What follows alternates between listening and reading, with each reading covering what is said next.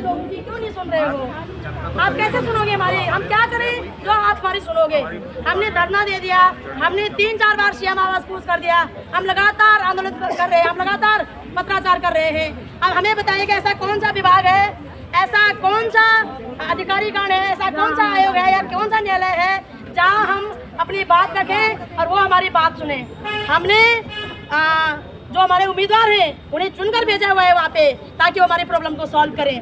यदि हमारे चुने हुए उम्मीदवार हमारी प्रॉब्लम सॉल्व नहीं करेंगे तो और कौन करेगा? महिलाओं को या हमारे नागरिकों को डराया धमकाया जा रहा है कि आपने बोला लालच किया।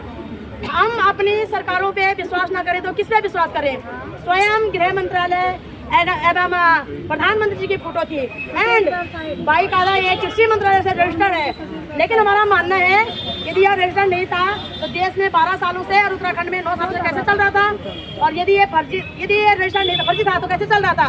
यदि रजिस्टर्ड था तो इसकी मॉनिटरिंग क्यों नहीं हुई? या भाग कैसे गया? और अब भाग गया तो या तो शासन प्रशासन क्लियर करें कि हम वो हमारा भुगतान करें या फिर आप भी उसमें आपकी मिली भगत है। हमने तो उत्तराखंड में राष्ट्रपति शासन का मांग करेंगे और सारे मंत्री संतरों की जांच बिठाएंगे। आप बताओ यदि आप ईमानदार हो तो ईमानदारी से लोगों का पैसा अविलंब, अब सिर्फ 2 दिन आपके पास बचे। हमने 6 महीने हो गए और लगातार हमने अल्टीमेट दिया था कि हम 4 धाम यात्रा से पहले ही आप भुगतान कीजिएगा, हम 4 धाम यात्रा को बाधित करेंगे। लेकिन अभी तक तुम्हारे कान में जू नहीं रहना, तुम्हें शर्म नहीं आ रही है? जू रहने तो बहुत दूर की बात है, शर्म आनी चाहिए आपके। ये लोग कह रहे हैं कि देशभक्ति, क्या ये आपके देश के लोग नहीं है? क्या नागरिक देश का हिस्सा नहीं है? आखिर देश का मतलब क्या होता है? देश के नागरिक जब बूंद बूंद से घड़ा भरता है, प्रत्येक नागरिक से देश बनता है ना? और इतने 25 लाख लोग उत्तराखंड में और 42 करोड़ लोग देश में, तो ये देश के नागरिक नहीं है? इनसे देश नहीं बनता है क्या? है ना? तो इस गलतफहमी में मत पाले कि सिर्फ आतंकवादी से लड़ना ही देशभक्ति होती है। भ्रष्टाचारी से लड़ना, आम लोगों की प्रॉब्लम सॉल्व करना भी देशभक्ति है।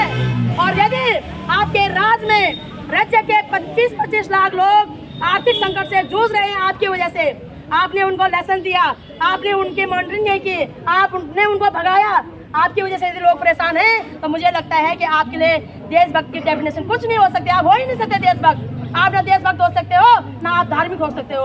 आप धर्म की बात करते हैं, पूरी बहनें हमारी हिंदू हैं। मैं गलत बोल रही बहनों? ना बात बोल रही मैं।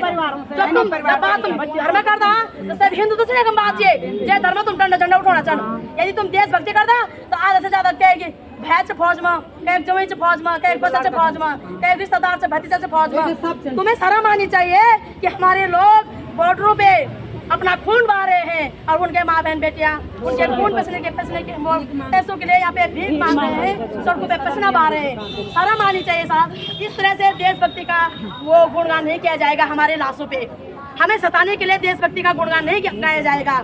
यदि आप सचमुच में देशभक्त हो तो आपको अपना देशभक्त प्रूव करना पड़ेगा। हम अब आपसे देशभक्ति का प्रूफ मांगते हैं कि क्या इन लोगों की संपत्ति की रक्षा करना, इनकी जान माल की रक्षा करना, इनके तमाम हितों की रक्षा करना आपकी जिम्मेदारी नहीं है? यदि नहीं है तो आपसे मेरा निवेदन है आप विलंब पद पदों को खाली करें। हम कहीं भी जा रहे हैं, चाहे जिला मजिस्ट्रेट में जा रहे हो या तहसील में जा रहे हो, हम अपने गरिमामयी पद पदों से मिलने जा रहे हैं। हम व्यक्ति विशेष से मिलने नहीं जा रहे हैं। किसी को भी पद पदों का रत्ती भर भी घमंड नहीं होना चाहिए और जनता की परेशानियों से दिक्कत नहीं होनी चाहिए।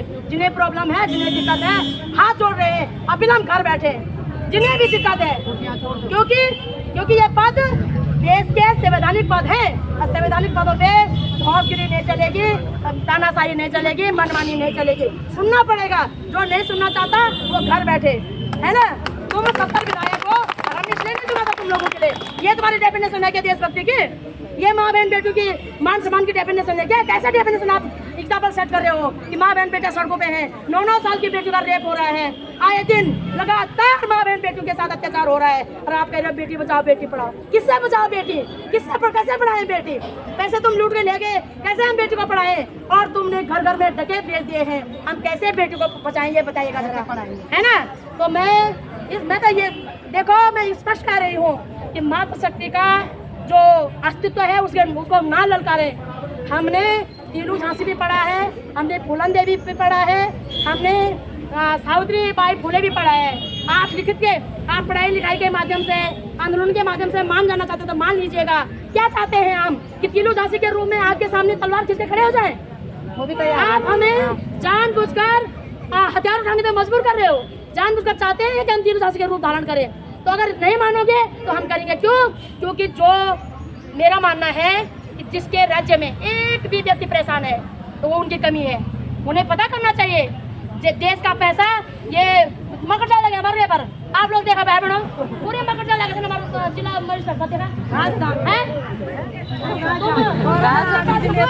राजनीति उसमें जाओ, रैलियों में जाओ तो पैसे वहाँ पे दुनिया भर की सजावट हो रही है। जहाँ से जनता के नीति और नियम बनने हैं, जहाँ से काम होने हैं, वहाँ पे देखो कितने गंदगी, कितना मकड़ जाले लगे हुए हैं। मैं तो यहाँ पे अपने डीएम साहब को कहूँगी कि आपने इसका झाड़ू नहीं बना पाए, आप वो तमाम प्रकार के जाले नहीं चढ़ा पाए आप।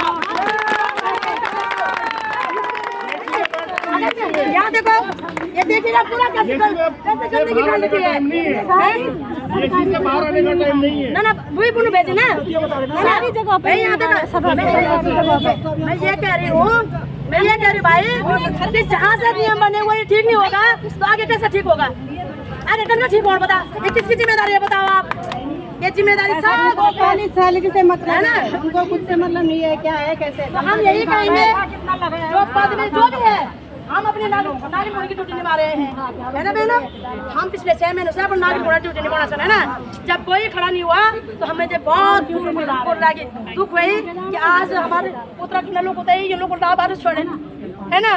हमारे खून में 90 सजन, हमारे भाई बंद आर्मी में कोई डॉग सब बैठ गया, पुलिस वाला भाई बंद बैठ गया, ये में हमारे व्यापारी भाई बंद बैठ गया, ये में झाड़ू